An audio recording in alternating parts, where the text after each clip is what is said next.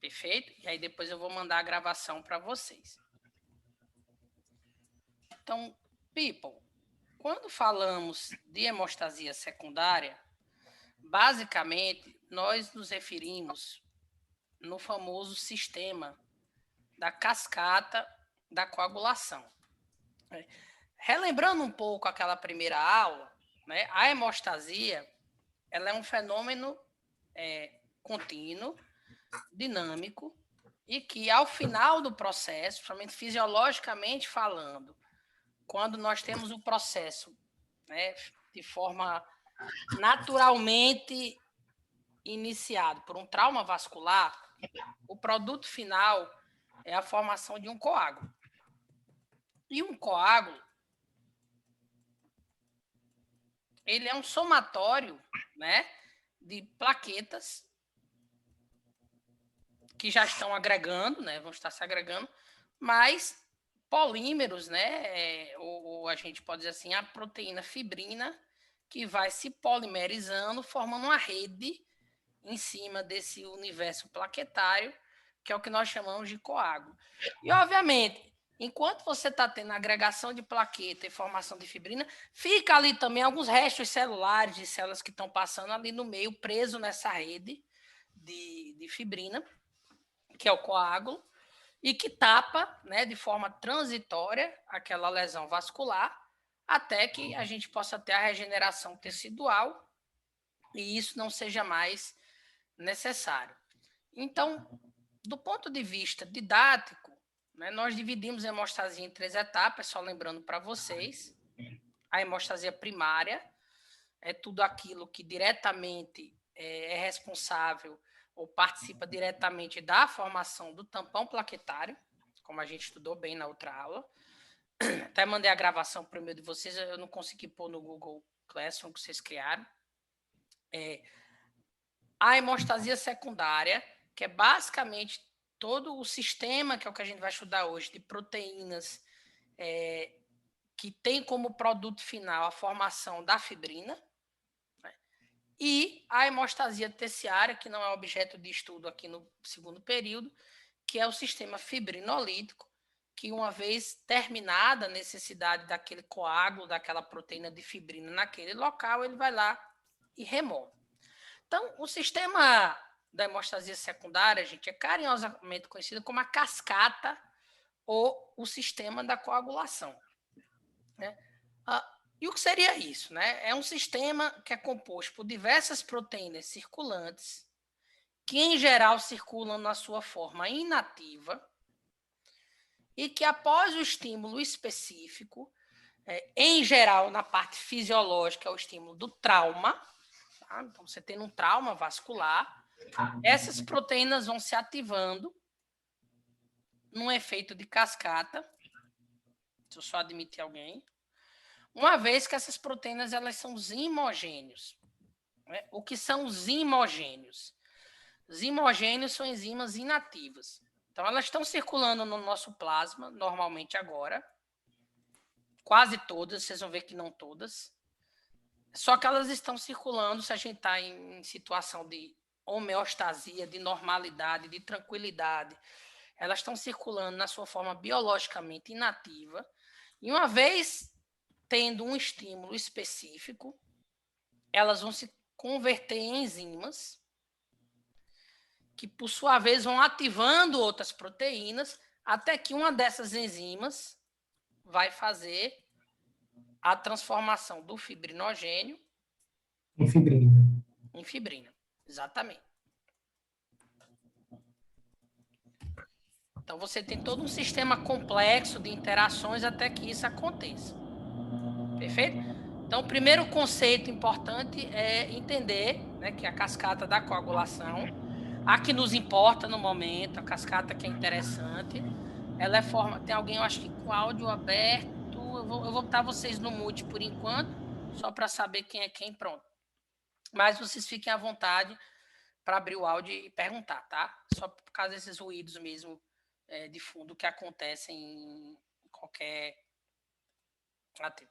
Os imogênios são a parte inativa, perfeito? Os imogênios são as enzimas sem a capacidade de catalisação, que é a forma que essas proteínas da cascata da coagulação se encontram naturalmente na nossa corrente sanguínea. Elas só são ativadas sob estímulo específico. Elas não se ativam de forma espontânea.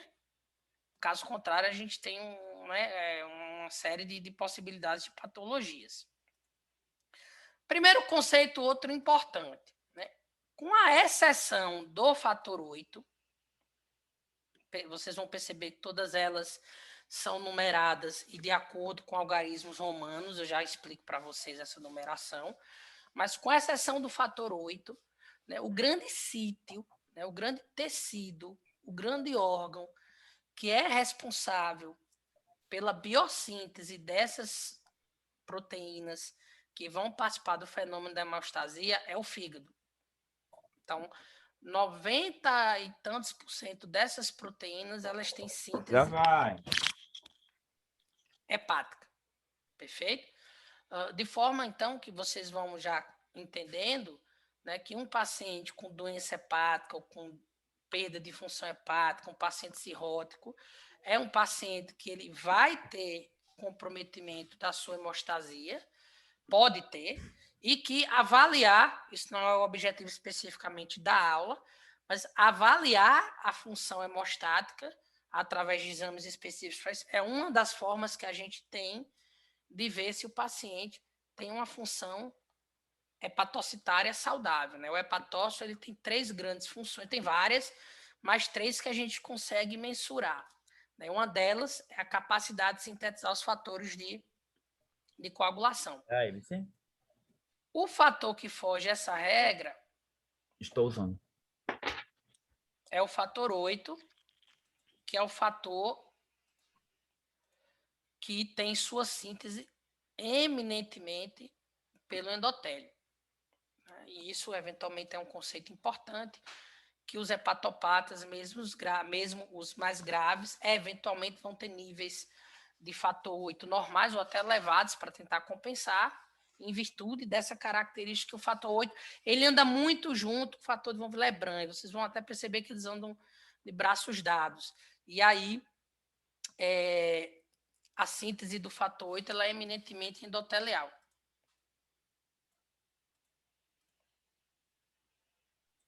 Professor? Quem é? Pode só para aparecer para mim. Loíse, pronto. Loíse. Professor, eu não entendi. Esse fator 8 ele é sintetizado pelo fígado ou pelo endotélio? Não, o fator 8 é exceção, é pelo endotélio. Tá, obrigada. Aliás, respondendo de forma melhor para você, né? Ele tem a síntese de ambos, mas a maior fração do nosso fator 8 circulante é de origem endotelial, não é de origem hepática, perfeito? Muito diferente, obrigada.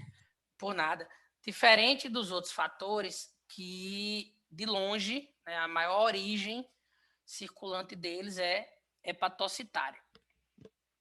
Uma coisa importante, gente, antes da gente entrar, esses fatores, prestem bem atenção aqui, eles são numerados de acordo com, usando algarismos romanos, e eles foram numerados de acordo com a sua ordem, né? Então a nomenclatura, prestem bem atenção, isso aqui é importante, que é o que às vezes confunde a gente a nomenclatura não se deve à sua ordem de importância no fenômeno da hemostasia, mas se deve à sua ordem de descoberta, né? Então, quando a gente diz o fator 8, ele recebeu a numeração 8, porque ele foi a 8ª proteína desse complexo sistema que foi isolada e descoberta e publicada. Obviamente, quem nominou esses fatores, eles não pensam que um dia vai ter um estudante de medicina, de farmácia, de enfermagem, enfim, de saúde, que vai precisar aprender isso e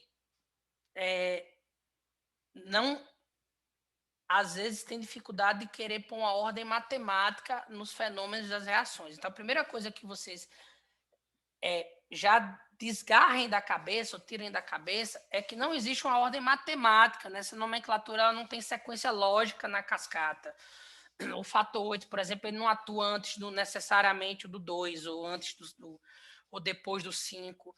Ele vai atuar no momento lá dele, mas ele recebeu essa nomenclatura fator 8 pelo simples fato que no processo de descoberta científica ele foi o oitavo a ser isolado. Perfeito?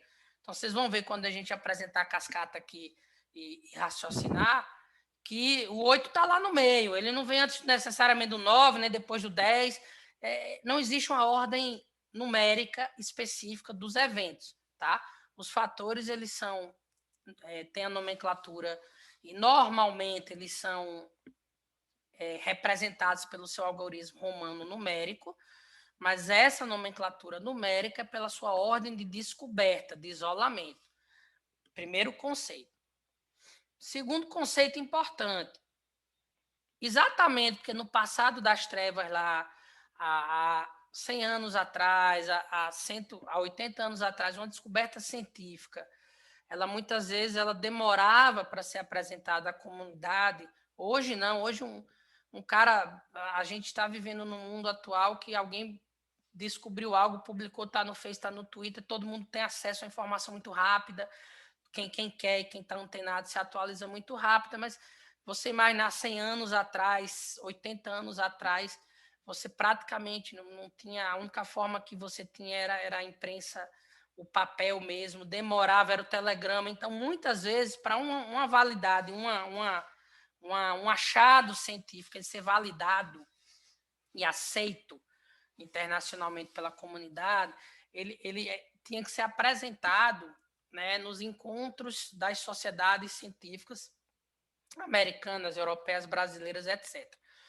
Então, isso leva a algumas coisas interessantes, como, por exemplo, nós não temos, vocês vão ver na cascata, né, embora a gente tenha o fator 1 e tenha o fator 13, é o último fator que a gente tem, nós carecemos, por exemplo, de um fator 4.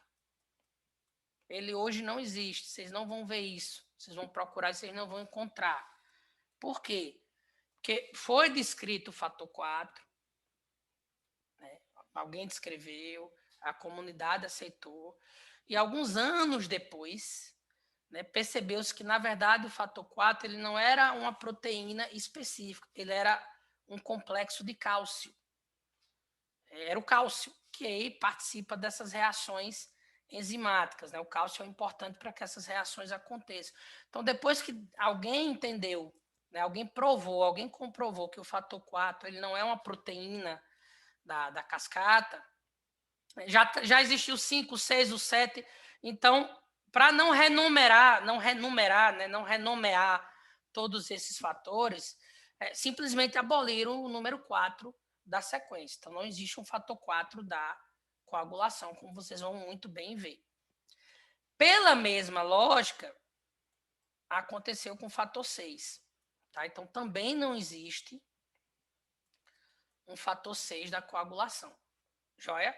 Por quê? Porque foi descrito 4, foi descrito 5, foi descrito 6, foi descrito 7, e à medida que o conhecimento científico evoluiu, percebeu-se que, na verdade, o fator 6 era a mesma molécula do fator 5, que foi descrita em momentos diferentes. Então, optaram por convenção a tirar o fator 6 também da sequência de proteínas que existe na cascata. Então, a gente vai estudar uma cascata e na aula de hoje não tem muito para onde correr. No primeiro momento, o estudo é por memorização, depois vocês vão aplicar, e vocês vão perceber que não tem o 4 nem o 6, tá? E não tem o 4 nem o 6, não é porque ninguém não sabia contar, é porque à medida que o conhecimento foi sendo atualizado, esses fatores, né, perceberam que eram outras substâncias e aí optaram por tirá-los da sequência de fatores. Alguma dúvida até aí? Só, eu tenho uma dúvida, é sobre os hemogênios. Certo. Eles são qualquer proteína inativa, enzima, ou só as envolvidas na coagulação? Não. Os hemogênios é um termo genérico para qualquer enzima que seja encontrada na sua forma inativa, certo? Tá bem.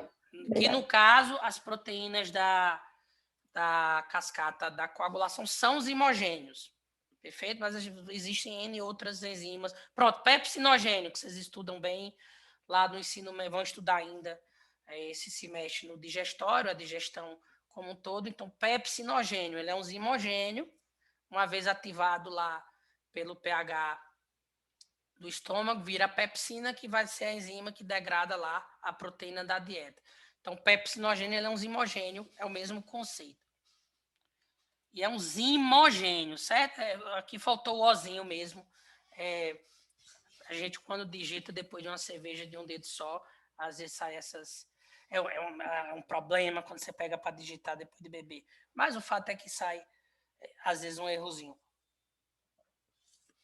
Alguma dúvida até aí? Beleza. A maioria desses fatores, gente, vocês vão ver nos esquemas e nos livros textos e no material que eu mandei para vocês pelo número, tá? Mas todo fatorzinho desse, ele tem um nome. Graças a Deus, ninguém quase mais usa epônimo para isso. Todos os fatores têm algum tipo de denominação para eles. Mas, ao longo do tempo, o que vingou e o que aparece nos esquemas são a sua sequência numérica. Entretanto, 3 deles, o nome é mais importante do que o número. Nos livros textos, inclusive nas representações. O primeiro deles é o próprio fator 1 da coagulação, que é o fibrinogênio. Perfeito? Então, ninguém, em geral, se reporta, na maioria das vezes, ao fibrinogênio como fator 1. Você tem uma ideia, ele foi o primeiro a ser descoberto, praticamente ele é o último lá na sequência. Quando vocês vão ver os esquemas e etc., em geral, o fibrinogênio está lá na palavra fibrinogênio. Normalmente, quando falamos do fibrinogênio, nós nos reportamos ao fibrinogênio pelo seu nome, fibrinogênio. É diferente, por exemplo, do fator 10, é o fator Stewart-Prauer. Ninguém fala isso. Todo fala fator 10, fator 10, fator 10, e assim sucessivamente. Então, vocês às vezes vão olhar os esquemas quando vocês estudarem. Se vocês virem o 1, né, o número 1 lá, isso está se referindo ao fibrinogênio. A mesma coisa é o fator 2. O fator 2 é muito mais conhecido pelo seu nome, que é a protrombina.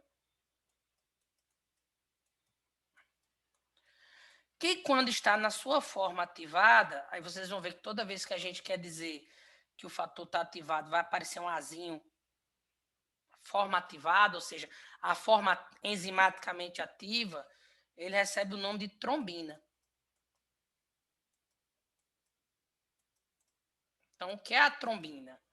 A trombina é o fator 2 ativado. Perfeito? E quando ele está na sua forma inativa, é chamado de protrombina. Faz todo sentido, né? Quando você pega esse prefixo pro.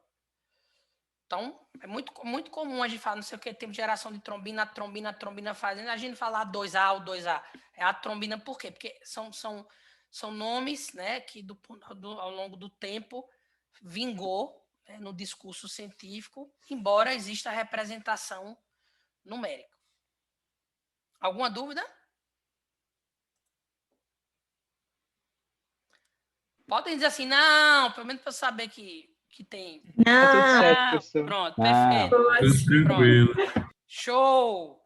Maravilha. A aula virtual tem essas coisas, né, interessantes.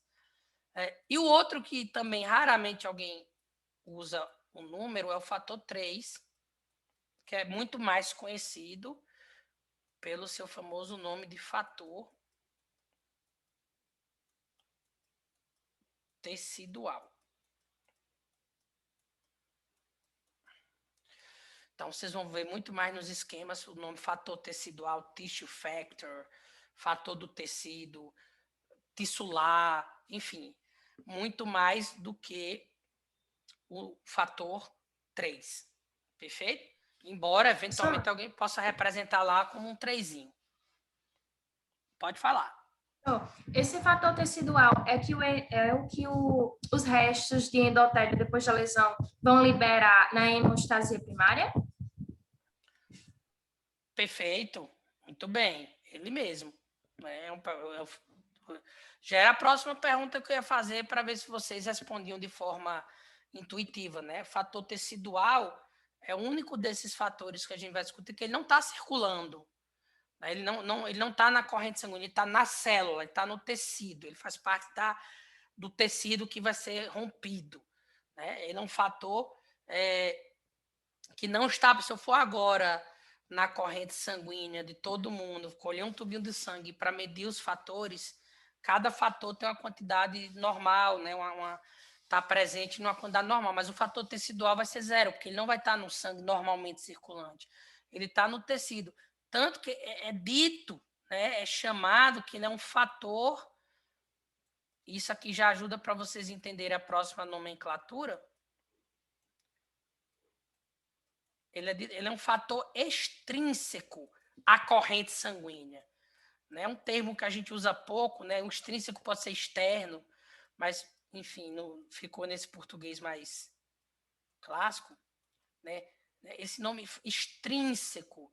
Extrínseco a quê? Né? A corrente sanguínea.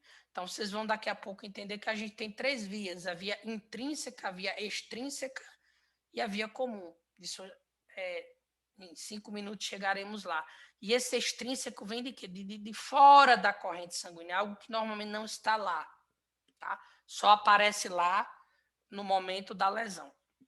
E é exatamente o fator tecidual, como muito bem apontado aí por Luiz.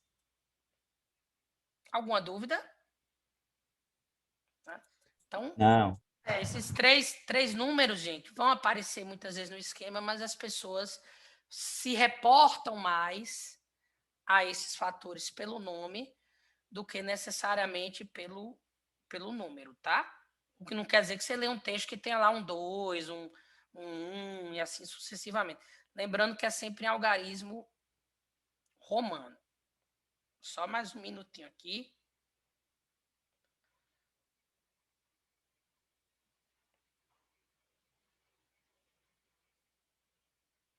Pronto. Deixa eu ver se no próximo slide vai aparecer, senão eu volto só para dar um conceito que eu acho importante.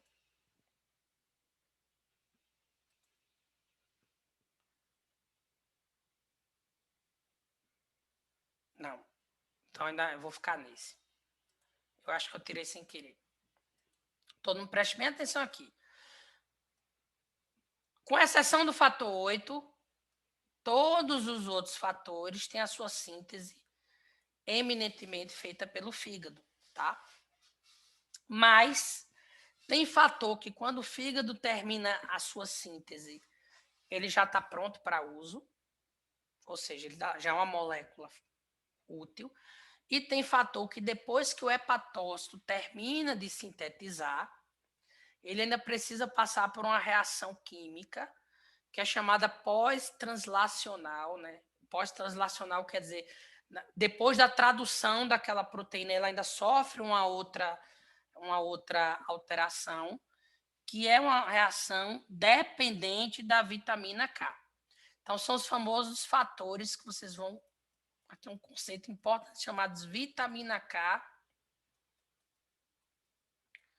dependentes. E por que são vitamina K dependentes? Porque mesmo que eu tenha um fígado saudável e produza a molécula na sua integralidade, essa molécula só se torna funcional após sofrer uma reação específica pós-translacional, que é uma reação chamada de gama-carboxilação. O que isso é, na verdade? Só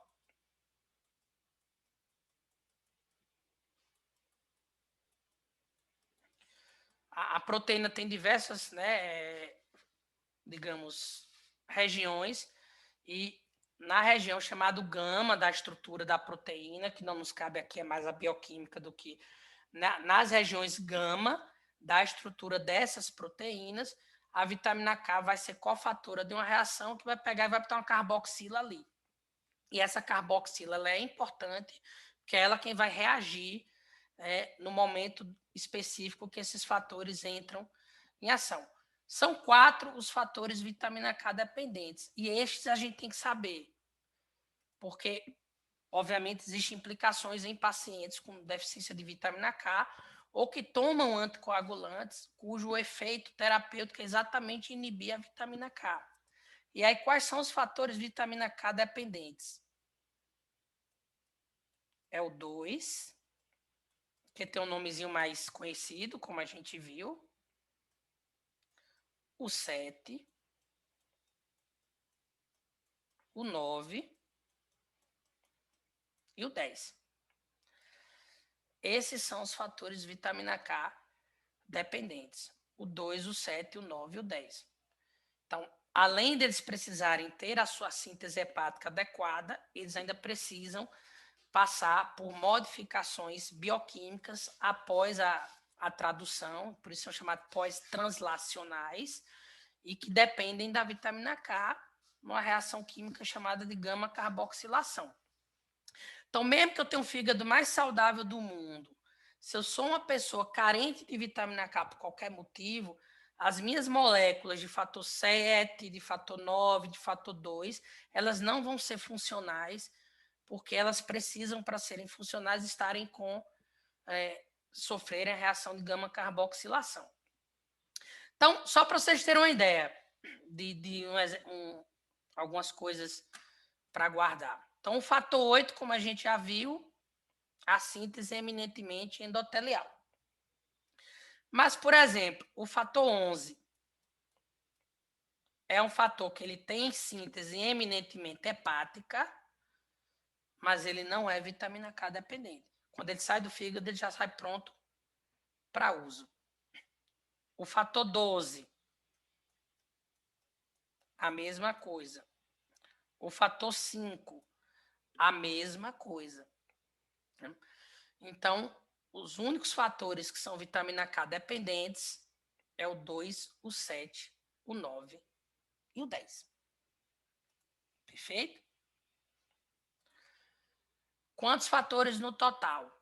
Nós temos 13 fatores, não existe o 4, não existe o 6, aí nós temos no total 11 fatores. Perfeito?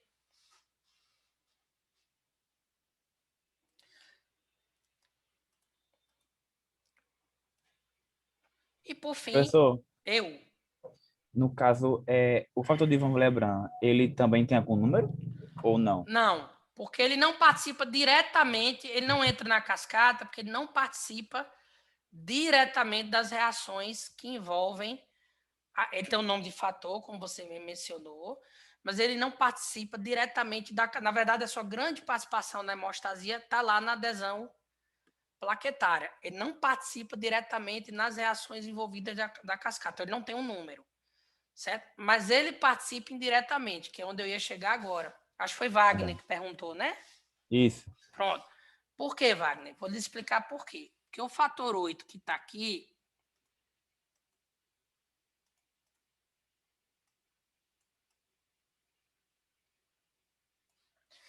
ele é um fator, e perceba, ele é produzido no endotélio, e existe, não é só uma curiosidade científica, filosófica, ele é produzido no endotélio porque ele também tem uma estrutura muito particular, e o fator 8 ele é muito sensível, prestem bem atenção,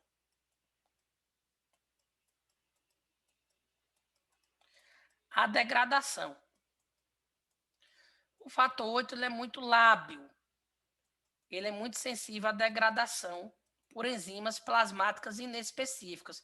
Qualquer enzima que esteja circulando no plasma, que tem a função de protease, ou seja, quebrar proteína, o fator 8 é quebrado.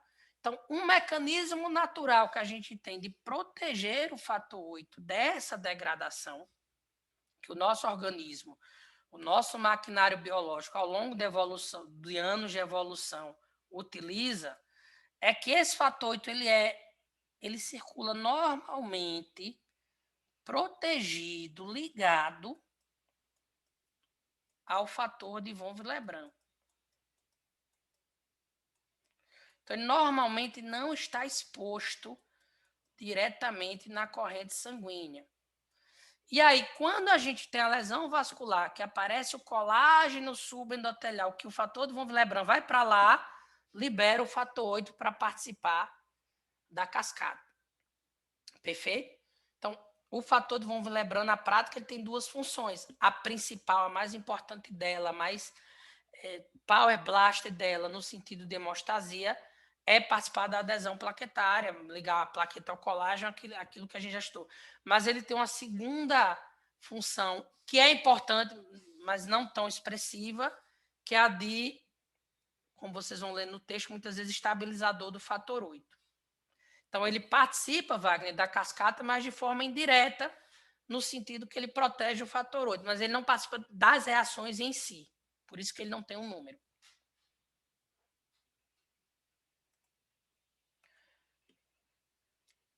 Por fim, gente, para a gente entrar na cascata como um todo, cada fator tem sua meia-vida, são enzimas, então quando elas começam a ter atividade, como tudo, existe uma meia-vida. É praticamente surreal vocês guardarem a meia-vida de tudo, mas eu acho que uma meia-vida que é importante ter em mente, porque a mais curta é o fator que cai mais rápido, é o fator 7, que ele tem uma meia-vida de aproximadamente 6 horas. Ele é muito rápido. Ele aparece muito rápido, ele desaparece muito rápido. Ele é o fator da coagulação com meia-vida mais curta. Tá? Então, isso é um conceito que é importante guardar no futuro.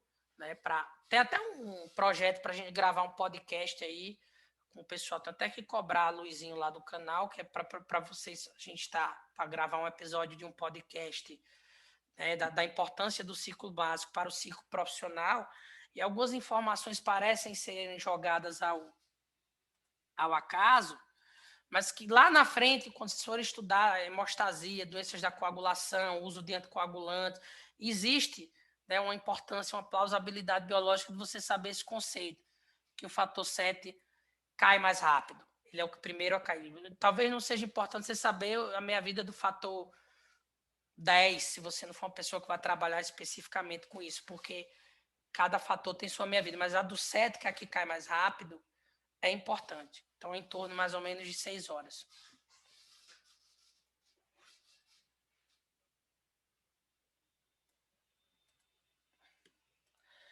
Agora sim, eu posso passar o slide. Bom, o que nós vamos primeiro estudar, e é o principal objetivo da aula de hoje, embora no final eu vou atualizá-los, vocês vão estudar o modelo clássico da coagulação, tá?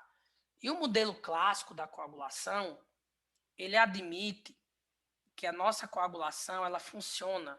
Esse é um modelo errado, já, mas é um modelo que primeiro vocês têm que entender, para depois a gente entender o correto, porque, embora ele é um modelo errado, muitos dos testes que a gente utiliza no dia a dia clínico para avaliar a coagulação, a hemostasia secundária de um indivíduo, foram feitos baseados nesse modelo.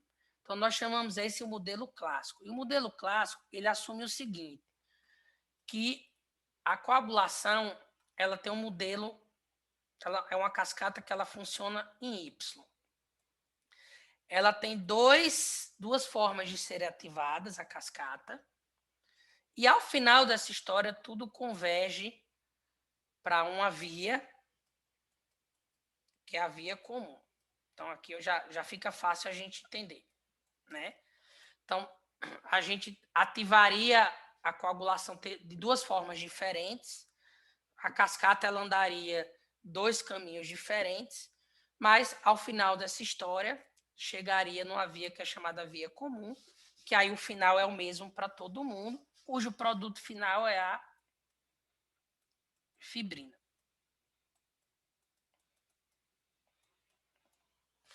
Uma dessas vias, ela é chamada classicamente de via, que é essa aqui que eu estou botando para vocês.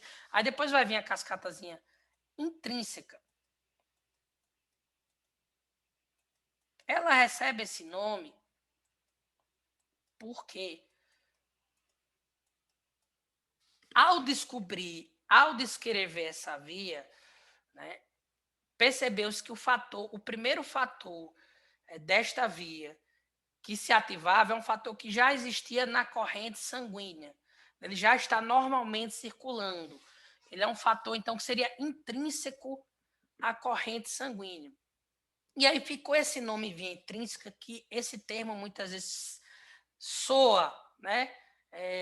O som intrínseco é esquisito para a gente, mas esse nome intrínseco, essa denominação intrínseca se refere ao primeiro fator ativado desta via, que seria o fator 12, que a gente vai ver como ele se ativa. Então, essa via ela é iniciada pelo fator 12, e como o fator 12 já existe normalmente na corrente sanguínea, por ele ser intrínseco à corrente sanguínea, ele naturalmente ele é ativado, e aí essa via recebeu o nome de via intrínseca. A gente já vai ver como ele é ativado, tá? O que é que ativa, como faz sua ativação e etc. A outra via, por sua vez, que eu vou botar aqui de verdinho, ela recebeu o nome de via extrínseca.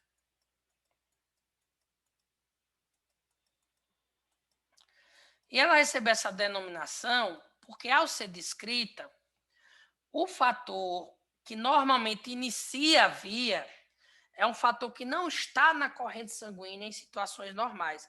Ele só aparece no momento da lesão, né? E esse fator é exatamente o fator tecidual. Ele não existe circulante normalmente. Ele é um fator que ele está na membrana de uma célula, e principalmente da célula endotelial. Então, ele só vai aparecer para dentro. Né? Ele é um fator, ele é uma proteína que está expressa para a parte interna da célula. Então, ele só vai aparecer em grande quantidade ali no sistema quando eu tenho uma injúria vascular. Então, ele é um elemento para a corrente sanguínea, ele é um elemento extrínseco. E daí a via, que é iniciada pelo fator tecidual, recebeu esse nome. Então, percebam que é bem um modelo em Y, certo? Um modelo que você tem duas formas de ativação. Só um minutinho. De um lado você se ativa de um jeito, do outro de outro jeito, mas ao final converge para um caminho único, que seria a via comum. Tá? Embora hoje é sabido que não é bem assim, e o final da aula vai se apresentar para vocês como é o hoje, que vocês vão ler no livro texto. No laboratório, na hora que a gente colhe o sangue do paciente e vai estudar no laboratório, a gente consegue separar esses dois fenômenos, né? O que está acontecendo de um lado e estudar, e separar o que está acontecendo do outro lado e estudar. E essa separação de via intrínseca e via extrínseca, embora não aconteça no indivíduo fisiologicamente, porque está tudo junto e misturado, a grande verdade é que a maioria das deficiências de fator da coagulação, se um indivíduo nascer com a deficiência genética ou desenvolver, ela vai se converter em deficiência hemorrágica. Então, não é que uma via compensa a outra, é que, na verdade, uma coisa complementa a outra, mas no laboratório eu consigo separar. Então, esse primeiro momento a gente vai estudar o que é clássico, porque quando vocês eventualmente se depararem com estudos de coagulação, lá em exames complementares na prática, até na própria hematologia, quando vocês forem meus alunos lá no P7, a gente for discutir os exames que se utilizam para o estudo e o diagnóstico das doenças da hemostasia secundária, pode ser que quando vocês chegarem no P7 isso mude. Né? Vocês ainda têm uns anos, uns 2 anos. Vocês acham improvável. São exames que se utilizam basicamente dessa prerrogativa da separação, que ela acontece não mais em vivo. O que você achava que acontecia em vivo, ela não acontece mais em vivo, ela só consegue ser separada no laboratório.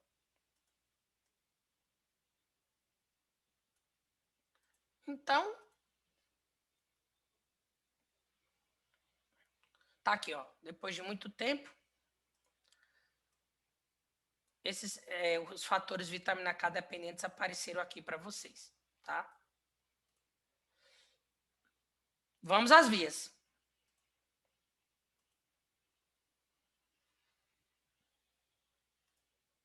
Deixa eu pegar essa que eu gosto mais. Tá? Então, todo mundo preste bem atenção comigo. Eu vou começar com a via extrínseca. Eu vou separá-la aqui. Deixa eu destacá-la em vermelho. Todo mundo preste bem atenção.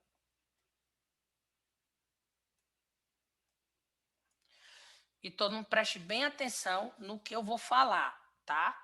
Não necessariamente no que está no slide, porque esse é um slide que é um pouco mais resumido. Mas preste atenção no que eu vou falar, até para vocês depois esquematicamente estudarem.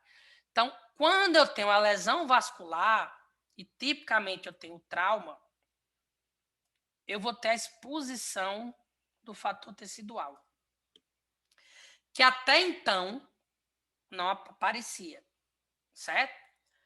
Uma vez que aparece o fator tecidual no meu sistema, o fator 7, que está circulando de boas ali na Lagoas, ele se liga ao fator tecidual e ele é ativado. Percebam, ó, esses laranjinhas que tem o azinho do lado nesse esquema, é para dizer que o fator foi ativado.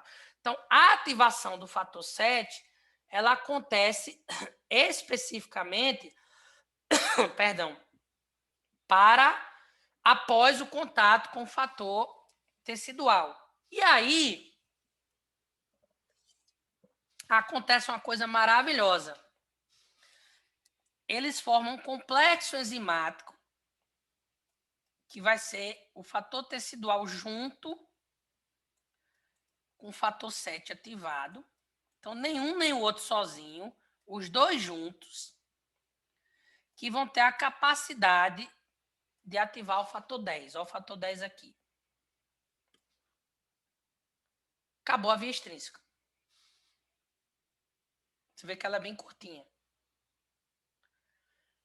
Quem realmente participa da via extrínseca? O fator tecidual e o fator 7. Professor, Eu. o fator tecidual é o 3, né? É o 3.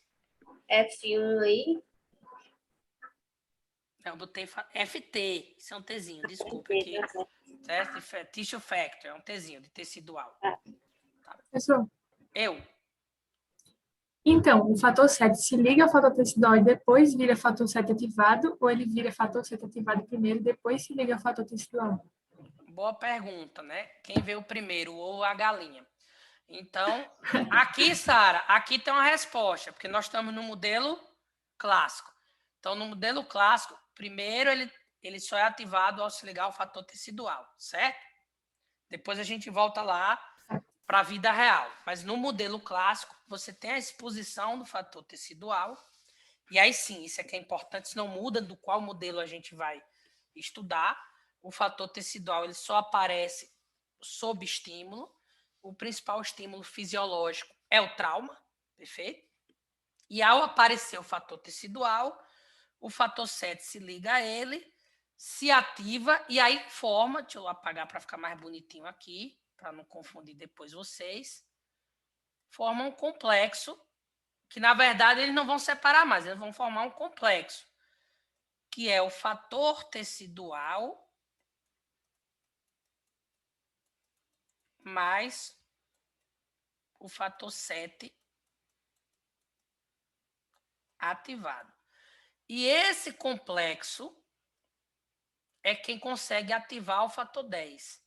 Nem o fator tecidual sozinho, nem o fator 7 ativado sozinho, os dois juntos. Perfeito? Todo mundo compreendeu isso? Professor, obrigada. Perfeito. Sara, aproveitando que Professor. você está aqui na... Opa, então, antes de Sara, alguém quer fazer uma pergunta, pode falar. Wagner. Então, o senhor falou que a via extrínseca seriam os fatores que não estariam normalmente na corrente sanguínea. É isso? Não, o fator que inicia a via, certo? O fator que inicia Inicia a via. a via extrínseca. Que é o fator tecidual. Exatamente, exatamente. Tá. Então coloquei errado aqui, É, desculpa. exato. Vamos dizer assim, é o fator que, para que a via inicie, ele é extrínseco, certo? Ela não se inicia sem aquele fator, e aquele fator obrigatoriamente ele é extrínseco à corrente sanguínea. Com licença, pessoal. O fator tecidual, ele é o único extrínseco? Ele é o único extrínseco. Dentro da cascata, ele é o único extrínseco. Sara, estava em você. Cadê você? Não precisa ligar o vídeo, só dá oi. Usando lá do ensino médio, da cultura inglesa, como é o número 10 em inglês?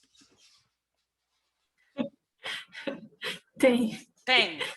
Se você fosse uma americana brilhante, uma lorde inglesa da sociedade, Real Sociedade Britânica de Hematologia, lá em 1935, como é que você chamaria uma enzima que quebra o fator 10? Lembre-se que o final das enzimas termina com ase. Tem enzimase. Como? Olha aí, Gabriel respondeu. Tem ase. Tenase, exatamente. Então, tenase, né? Que se a gente fosse para o inglês. Então, esse complexo, fator tecidual, fator 7 ativado, ele é conhecido como tenase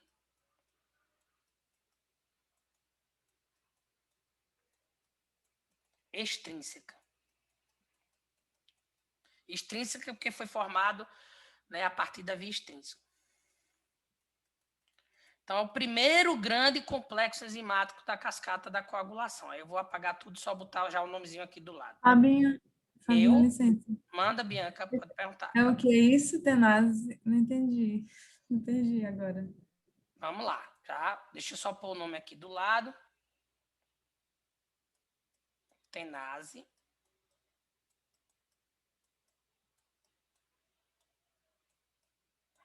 Ásia de enzima. Tem, se a gente fosse estar no português, você poderia pensar tênia, né, tenente, mas tem por quê? Porque a enzima é um complexo enzimático que quebra e ativa o fator 10, que em inglês é 10, number 10. Então, por isso chama tenase.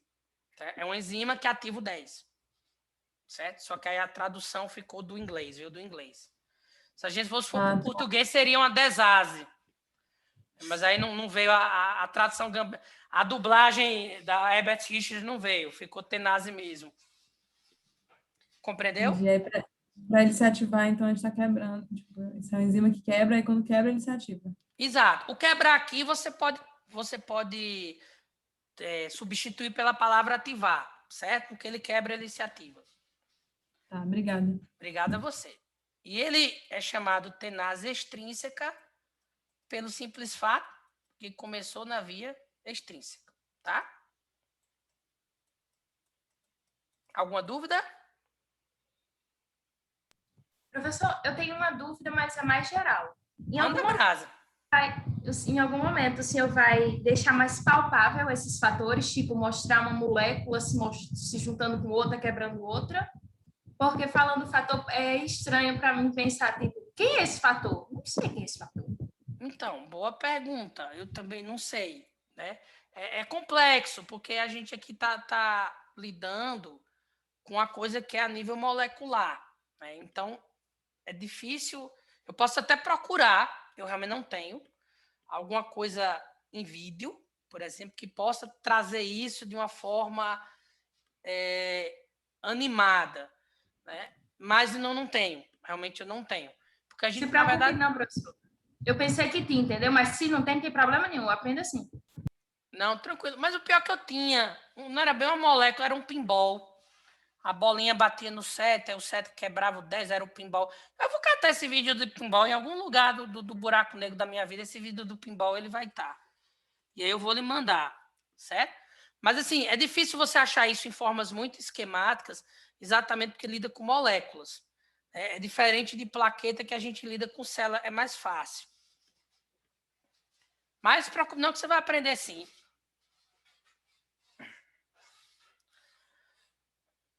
Para o outro lado da história, gente, vou agora para cá e vou deixar Licença. todo à vontade.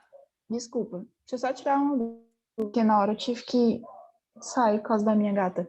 Mas, assim, esse fator tecidual, junto com essa 7A, ela forma a tenase, né? Que vai ativar esse fator 10. Isso. Pronto. É o era só isso complexo das mesmo. duas juntas, tá? Tá, obrigada. Obrigada a você. Digamos que os dois têm que estar juntos, ligados, para eles terem a função de ativar o fator 10, tá? E aproveitando, Lígia, que você falou 7 ativado, que é para a gente lembrar que com 7 ativadinho. Do outro lado aqui do babado, gente, prestem bem atenção. Quando eu tenho a lesão vascular, eu vou expor o quê? Que está abaixo do endotélio. Colágeno. Muito bem. Ele faltou aqui. Eu vou botar ele aqui. Prestem muita atenção no que eu vou falar agora. Eu vou expor o colágeno. Esses fatores da coagulação, quase todos, quando você vai ver a carga elétrica geral da molécula, são proteínas de carga elétrica neutra. No global, a soma lá da carga elétrica dos aminoácidos gera uma proteína de carga elétrica neutra. O fator 12, especificamente, ele é uma proteína que tem uma carga elétrica geral, residual, uma carga elétrica muito positiva.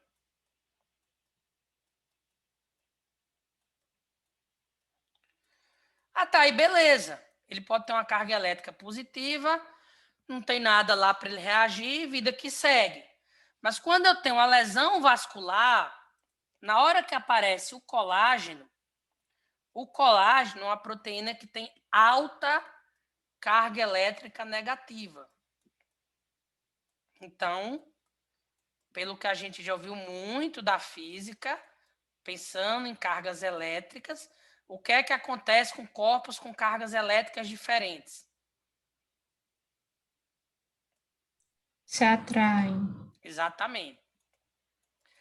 Se atraem. Então, o fator 12, ele vai ser atraído naturalmente para o colágeno pela carga elétrica. E aí, no que ele encosta no colágeno, no contato dele com o colágeno, ele tem uma área da molécula que, ao se tocar no colágeno, ele sofre uma autoclivagem e ele se ativa. Então, o fator 12, a via intrínseca, né? O seu primeiro fator de ativação é o fator 12, que ele se ativa única e exclusivamente pelo contato com o colágeno. E aí, por isso que no slide anterior, e vocês vão ver em alguns textos, às vezes a via intrínseca é chamada via do contato, né? Porque depende eminentemente do contato do fator 12, que tem alta carga positiva, com o colágeno, que tem carga negativa, que por sua vez só vai aparecer quando eu tenho lesão vascular.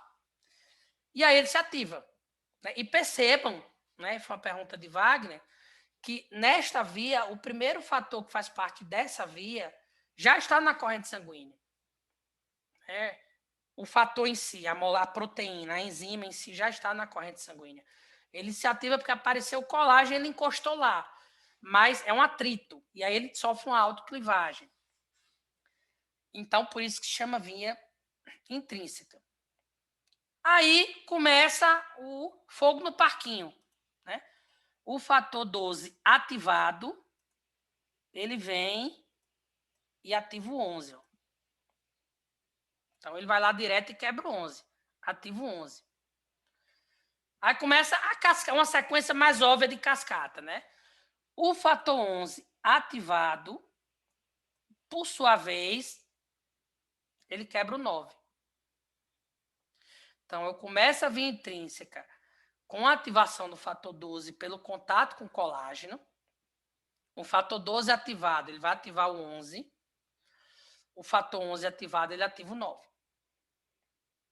E o 9 ativado, sozinho ele não faz nada. Para o 9 ativado funcionar, ele precisa do seu parceiro, da sua parelha, que é o fator 8 ativado. E percebam que aqui ele já está entrando ativado. Já já a gente vai aprender quem raio ativou esse cão, né? Então, o fator 9 ativado com o fator 8 ativado, eles formam um complexo enzimático que conseguem quebrar o fator 10 e ativar o fator 10. Como é o nome de uma enzima que ativa o fator 10? Tenaz. Tenase. Só que dessa vez a tenase foi formada por onde? Pela via intrínseca. Então, aqui nós temos o segundo grande complexo enzimático da hemostasia, que é a tenase.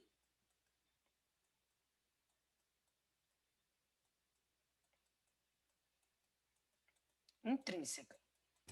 Professor, Eu. o senhor poderia só falar a partir depois que o 12 é ativado? Falo, vou repetir. Travou, por favor. Nem Obrigada. se preocupe. Aí eu vou repetir até com laser pointerzinho, fica menos poluído aqui.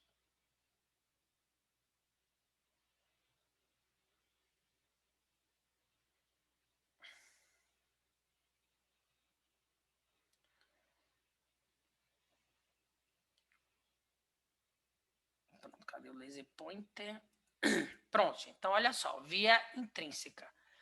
Na hora que eu tenho uma lesão vascular, eu vou ter a exposição do colágeno subendotelial, que tem uma carga elétrica negativa na sua somatória, né, bem negativa, por sinal. E desses fatores que estão circulando, né, o único que tem uma grande, né, somatória de cargas positivas na sua molécula é o fator 12. Então, o fator 12, ele vai de encontro ao colágeno por uma atração elétrica natural, e ao entrar em contato com o colágeno, ele sofre uma autoclivagem e ele vira o fator 12 ativado. Então, este é o primeiro fator da via intrínseca a ativar-se. E ele se ativa único e exclusivamente pelo contato com o colágeno. Por isso que às vezes é chamado, e vocês vão ler de vez em quando, que a via intrínseca é a via de contato. O fator 12 ativado, por sua vez, ele ativa o 11. A sua grande função é ativar o 11. Então, o fator 12 ativado, ao ativar o 11, ele vai formar o 11 ativado. O fator 11 ativado, por sua vez, a sua grande função é ativar o 9. E aí vai formar o fator 9 ativado. O fator 9 ativado sozinho não faz nada. Para que ele consiga realmente fazer alguma coisa, ele precisa se juntar ao fator 8 ativado, que em breve veremos de onde quem ativa ele. Perceba que ele vai vir ativado aqui, ele está chegando ativado. E quando eu junto o fator 9 ativado com o fator 8 ativado, eu vou ter um complexo enzimático que tem a capacidade de ativar o fator 10. Um complexo enzimático que tem a capacidade de ativar o fator 10 é chamado de tenase. E aí, por ele estar vindo da via intrínseca, esse complexo é chamado de tenase intrínseca.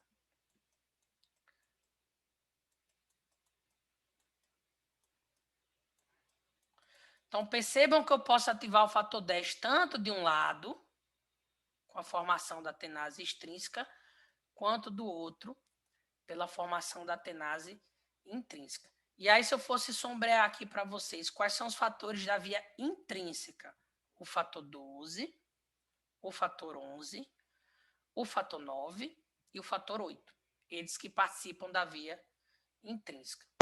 Se eu fosse fazer uma pergunta bem intuitiva para vocês, olhando só o que está desenhado, sem muito lereado, quem você acha que é mais rápido? Isso tudinho ou só isso? O menor? Só extrínseca. Perfeito, né? Bem intuitivo. Então, vocês vão ver já que a extrínseca ela é importante para começar. E isso aqui é importante para terminar. Uma precisa da outra, certo? Manda. Esse fator 9, quando ele está aí, que ele vai ser ativado pelo fator 11, certo? Aí, ele já está aí, já passou pelaquela reação com a vitamina K, ou ele passa exatamente nesse momento que ele é ativado? Não, teoricamente, para ele conseguir ser ativado, ele já passou pela... Para ele ser funcional, ele tem que ser algo que consiga ser ativado, certo? Então, é esse aqui, ó, na verdade, que está de boas, que já passou pela reação com a vitamina K, certo? Tá certo. Obrigada. Professor, por que o senhor desconsiderou o fator 10 na via intrínseca como Porque, na verdade, fator? ele é o fator que inicia a via comum, né? Porque ele também tem do outro lado aqui, ó. Sim. Entendi. Tá? A via comum começa nele. Professor, Ele é comum aos dois lados da história, digamos assim. Diga, Wagner. mas no caso, se a via extrínseca também produz a tenase para ativar o fator 10, porque, tipo, se tivesse só ela, por exemplo, daria no mesmo, não? Porque ativaria a comum, de qualquer jeito, ou tivesse, por exemplo, só a intrínseca. Não daria na mesma, como eu te falei, né? Em cenas do próximo capítulo. Eu entendo a pergunta é muito clara, né? Não, se vem dos dois lados, por que não dá na mesma? Não dá na mesma Aham. porque, lembre-se, nós estamos estudando um modelo que é sabidamente errado. Mas por que eu Tá tenho que bom. estudar um modelo que é sabidamente errado? Porque é o modelo que, na verdade, me guia para eu compreender o certo. Aí, quando já eu botar o certo na confrontação, você vai ver quais são as falhas aqui que vão ser preenchidas lá, certo? Tá bem. Não sei, professor. Sobre a reação pós-translacional, ela ocorre a nível de quê e Ela quando? ocorre ainda dentro das células do fígado, ela ocorre dentro do citoplasma do próprio hepatócito, na verdade, muito mais no retículo endoplasmático. Quando esse fator sai para o sangue, ele já tem que sair prontinho, tá entendendo? Entendi. Então, esse 9, ele já está, por exemplo, já está pronto aí para coisa, ele não precisa ser ativado ainda. Não, Tá ele bom. vai ser, entenda, não confunda Não, os não, termos. não, ele não Mas eu precisa, entendi. não, entendi. Pronto, Ele não precisa eu da entendi o vitamina que você K entendeu, ainda. o que você entendeu, o que eu entendi, e Pronto. é isso mesmo. Beleza. Valeu. Valeu. Nossa, isso é um anime? Gostei. Qual é? É Hunter x Hunter, pessoal. É de bicho, é de demônio, é de cão, é de satanás, daqueles bichos que eu gosto É do de Death Note. poderzinho. Eu gosto do É de Death Note, poderzinho. de poderzinho. Depois digita Que aí no chat que legal. eu vou assistir, que eu curto anime. Perfeito. Então, de um lado da história eu ativo 10, do outro lado da história eu ativo 10, e agora eu estou de frente, né? De frente ou de fronte, com o 10 ativado. E aí, por isso que o 10 ativado é o primeiro fator da via comum. Todo mundo preste bem atenção. O fator 10 ativado, sozinho, ele até consegue formar um pouquinho de trombina. Ele até consegue quebrar um pouquinho de protrombina e formar trombina. Mas sozinho ele faz isso em pequena quantidade. E eu preciso de muita trombina, porque eu preciso ter muita trombina para amplificar o processo para poder formar fibrina.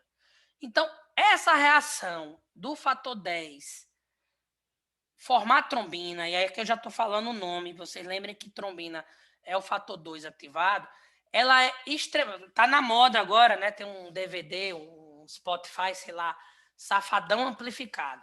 Então, a amplificação desta reação ela vai acontecer quando o fator 10 se junta com o fator 5 e forma um complexo enzimático, o fator 5 ativado, e percebam que aquele também está entrando ativado, essa coisinha aqui está igual para mostrar que eles vão ter uma origem comum, um complexo enzimático que é chamado de protrombinase.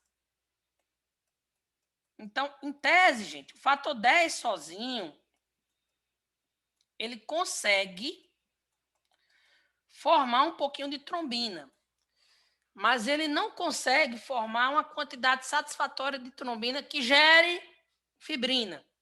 Para que isso aconteça, ele precisa formar, né, se acoplar com o seu cofator, vamos dizer assim, o seu coativador, o termo mais correto seria o cofator, que é o fator 5 ativado, e ele forma um complexo enzimático, que é a protrombinase. Joia? E aí o nome é bem simples, né? Bem fácil, bem mais fácil de O que é que a protrombinase faz? Ela vai quebrar a protrombina, e quebrando a protrombina, eu tenho a trombina.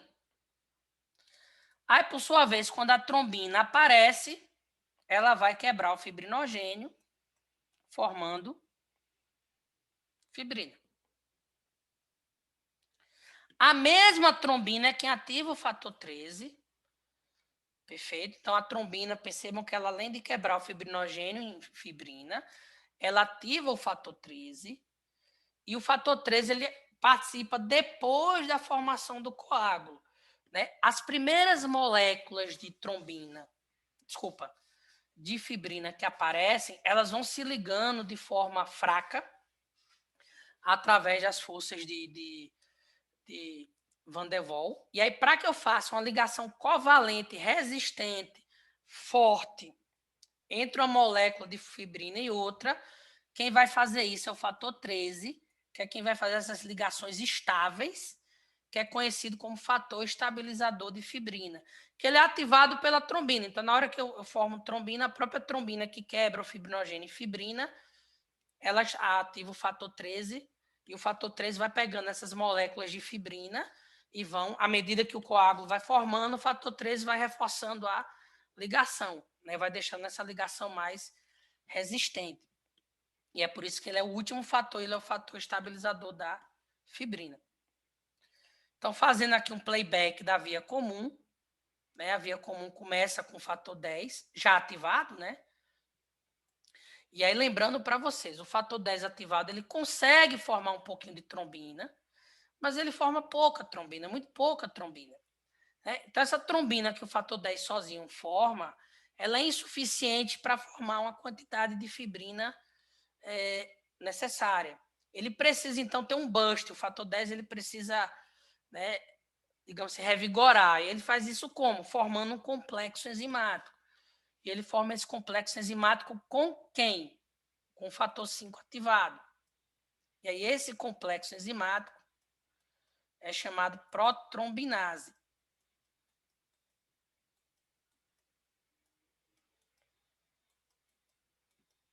Que aí sim vai ter a capacidade de quebrar muito mais protrombina em trombina, e aí eu vou ter um aumento assim massivo, por isso vem cascata, essa amplificação, esse aumento massivo na quantidade de trombina que é formada, e aí essa quantidade gigante de trombina que vai ser formada vai fazer quebrar o fibrinogênio nas moléculas de fibrina, que vão se polimerizando, e à medida que vão se polimerizando, o fator 13 é ativado, que também é ativado pela trombina, vai formando ligações covalentes, deixando essa molécula mais estável.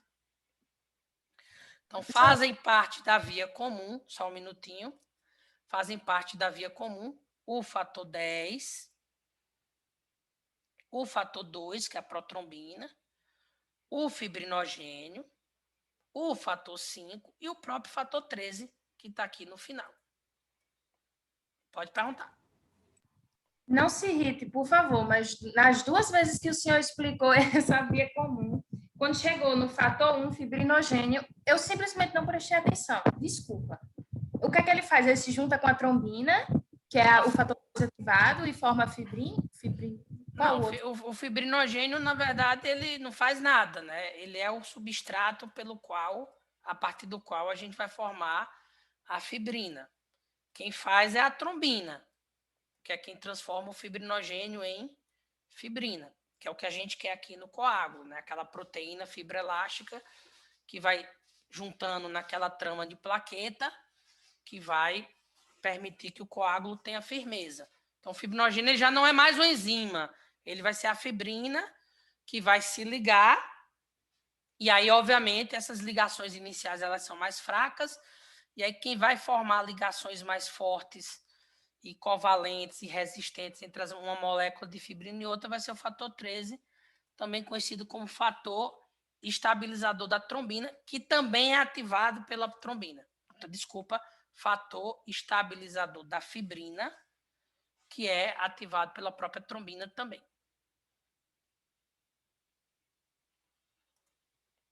Aí 2 pessoas levantaram a mão, mas podem falar. Bianca. Oi. Uma pessoa que não tem essa via intrínseca funcionando, por exemplo, por algum motivo, ela conseguiria formar coágulo mesmo assim, só pela via extrínseca? Bom, coágulo ela forma porque senão seria incompatível com a vida. Mas ela não consegue formar coágulo, digamos assim, em quantidade suficiente. Então, a pessoa que vai ter uma tendência hemorrágica importante, eventualmente. E um exemplo muito clássico que você já estudou no ensino médio e às vezes não está lembrando é, por exemplo, as hemofilias. Né? Onde é que estão os defeitos nas hemofilias? Aqui, ó. Hemofilia B é um defeito no fator 9.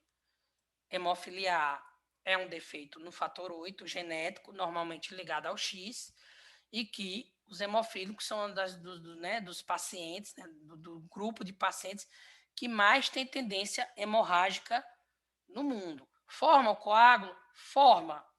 Porque formar coágulo é uma coisa muito vaga. Forma. Forma em quantidade necessária para estancar o sangramento quando preciso? Não. Por isso que eles têm facilidade para sangrar. Entendi. Obrigada. Obrigado. Praticamente qualquer deficiência de fator, de uma forma ou de outra, dá tendência hemorrágica, com a única exceção que já nós vamos ver. E também levantou a mão aqui o Gabriel. Pode perguntar, Gabriel.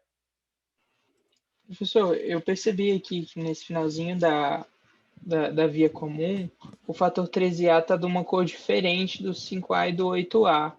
Mas quem vai ativar esse fator 13A? Boa pergunta. Por que ele está de uma cor diferente? Porque ele é ativado na sequência normal.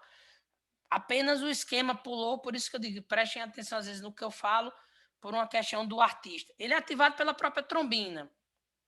Certo? Essa mesma trombina que está aqui, ela vai e ativa ele aqui. Certo? Então, ele está laranjinha porque ele foi ativado na sequência, digamos, normal dos fatos.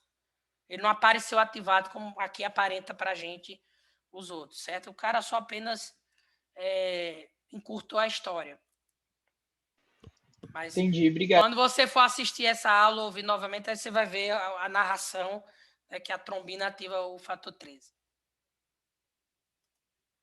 Obrigada a você. E outra pessoa que levantou a mão, que foi a Ana Lígia. Pode falar. Professor, geralmente essa cascata de formação, ela está relacionada, eu não sei se é viagem minha, mas ela está relacionada à questão de forma de cicatrização também?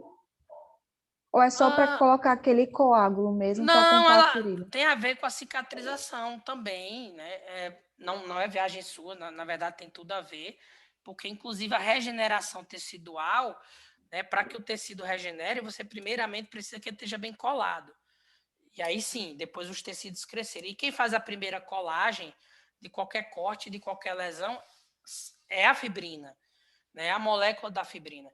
Então, particularmente essa parte final de fibrina, fator 13, né? Se você tem uma pessoa que está com deficiência de fibrinogênio, deficiência de fator 13, você não está conseguindo fazer a estabilização adequada dessa fibrina, você vai ter muita dificuldade de cicatrizar a ferida, ou vai ter cicatrização aberrante. Por quê? Porque a ferida, no primeiro momento, quem vai fechar ela, quem vai grudar ela?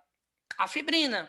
Depois é que os tecidos vão crescendo e se regenerando. Então, se nesse processo de grudagem, de colagem, da borda de uma ferida para outra, não for bem feito, né, o processo de cicatrização como um todo ele vai ser comprometido. Entendi. Até dentro da sua pergunta, antes de passar para a Renata, a gente está estudando uma coisa que ela é geral, mas a intensidade dela, na verdade, vai ser proporcional à lesão, ao estímulo. Então, lesões vasculares pequenas, traumas pequenos, vai usar isso? Vai. Mas vai usar pouco. Lesões vasculares grandes vão precisar disso em grande quantidade, em grande fluxo. Então, às vezes, um corte no dedo, basta um coiozinho de fibrina ser formado para você fazer aquela cicatrização. Aquilo ali já para tudo e já junta, inclusive, a pelezinha do dedo com a outra pelezinha do dedo. Um corte mais profundo, você junta inicialmente, mas você precisa de uma fibrina mais resistente. E aí, antes de eu passar para a Renata, e às vezes, Ana Lígia, muitas vezes, você precisa do 14º fator da coagulação. Renata, saberia me dizer qual é o 14º fator da coagulação? Antes de você fazer sua pergunta. Olha, teoricamente você falou que só ia até o 13, né? Então, mas às vezes a gente precisa do 14º. Portanto, você sabe quem é o 10º, ou quem atua como 10º fator da coagulação, 14º fator da coagulação? Eu não faço a mínima ideia, professor. Pô, vou lhe dizer. Vou dar uma chance para mais alguém, antes de você perguntar. Deixa eu escolher um aleatório aqui, vai. Vou pegar um nome bem nada a ver que apareceu aqui para mim. Nada a ver no sentido que tá bem... Pronto, o maior nome desse negócio aqui. Tá na briga entre Raíssa e Mário. Vai em Mário César Pereira de Aquino. Tá grande, Mário. Tá conseguindo me ouvir? Vixe, professor, tava viajando aqui, velho. Ser bem honesto. Pronto. Mas assim, é uma coisa intuitiva. Você pode tentar responder. Mesmo viajando, às vezes a gente consegue intuitivamente responder. Diga aí. Eu tenho 13 fatores, né, na verdade. Mas às vezes eu preciso de um 14º que não está aqui representado. Né? Você saberia dizer quem faz o papel do 14º fator da coagulação? Pode responder intuitivamente. Não, a gente está aqui para... É um momento mesmo de se ousar, de testar, de falar. Mesmo viajando. Dependendo de onde você está, for um lugar bom, você pode estar inspirado. Eu não tô sentindo essa inspiração muito não, professor. Certo. Ajuda Ok. o Mário, professor. Diz se ele vem de dentro, se ele vem de fora, se está dentro do sangue, se está do lado de fora pela lesão. Ele é de fora da corrente sanguínea. Pronto. Ele é algo extrínseco.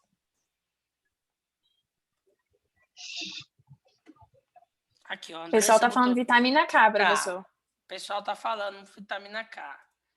Pois vocês, cálcio. Vocês vão bater em mim, mas o 14º fator da coagulação é uma entidade conhecida como cirurgião. Não tem jeito. Às vezes você pode ter tudo isso, mas se o cara não for lá e suturar, não adianta de nada. Então, muitas vezes, em traumas de risco de vida, a gente Gostei. mas é a verdade, né? Você quer elogiar um cirurgião, chame ele de 14º fator da coagulação. É uma coisa que é importante, né? Esse sistema nos permite nos mantermos vivos para traumas do dia a dia. Mas para traumas de grande monta, ele nos permite ter um tempo a mais de vida antes de exsanguinar, até que você faça uma hemostasia cirúrgica. Fechar o vaso, tapar o vaso, botar um... Que aí, assim, eu faço cirúrgica pensando que é um cirurgião, mas o termo mais correto é uma hemostasia mecânica. Né? Se fazer uma hemostasia, um torniquete.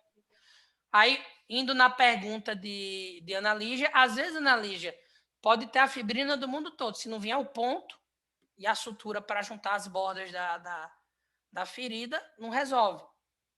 E aí é o 14º fator da coagulação que faz isso. E vocês serão, eventualmente, alguns de vocês, 14º fatores da coagulação. Não todos, mas alguns. Eu espero que a minoria. Professor, Antes de aproveitando que você... você... Só um minutinho, Tá. Andressa. Antes de você, a Renata ia perguntar. É que eu fiz a pergunta do fator da coagulação e atrapalhei a pergunta dela. Pode perguntar, Renata. Eu queria perguntar, porque o senhor falou assim, quebra, durante toda a historinha você falou muito sobre quebrar, que um fator quebrava o outro, mas na química da coisa é uma clivagem mesmo, tipo, perde um pedaço, ou é outra questão química, metilação, é o quê? Não, na química mesmo é uma clivagem, né? É uma Tá clivagem, bom. né? O que muda na prática é que o fator 12 ele sofre uma autoclivagem. Os outros são clivados por essas enzimas, mas é uma clivagem mesmo. E aí eles são descartados, ou eles chegam a sofrer uma reconstituição e voltar? Não, eles são descartados. Quando isso terminar, vai ser tudo descartado, né? Aí não entra no assunto específico da aula, mas só para vocês entenderem, da mesma forma que a gente tem o sistema que coagula, a gente tem o sistema que regula, que são os anticoagulantes naturais, que não é o objetivo da aula, mas que vão, à medida que aquele fator começa a estar em excesso, vão destruindo eles, vão sendo descartados. Obrigada. Obrigada a você. Agora sim, Andressa. Sim, professor, aproveitando que você falou dessa questão aí do cirurgião e tudo mais. Esses dias eu escutei uma coisa e eu fiquei curiosa. Disseram que tem certos tipos de lesão, né, que abre profundo, que não pode pontear, tipo mordida de cachorro. Por que isso acontece? Bom, mordida de cachorro, especificamente, é porque no trauma da mordida do cachorro, a mordida do cachorro é um ambiente que já é infectado por definição. Então, você pontear a mordida de cachorro, você aumenta a chance de você ter infecção da ferida, certo? Não é uma questão fisiológica em si, é pelo ambiente, né, mais contaminado que aquela ferida está, e aí no você pontear, caso acumule, infecte, fica mais difícil para depois você limpar. Então, são feridas que às vezes você vai imaginar que elas possam ser um pouco mais sujas e precisa de limpeza habitual. Então, no caso, a mordida do cachorro tem uma bichinha lá na boca do cachorro, uma bactéria clássica, né, que é a moraxella, e aí a gente, pela moraxella, a mesma coisa em ferida de região perineal, região anal, região naturalmente contaminada, certo?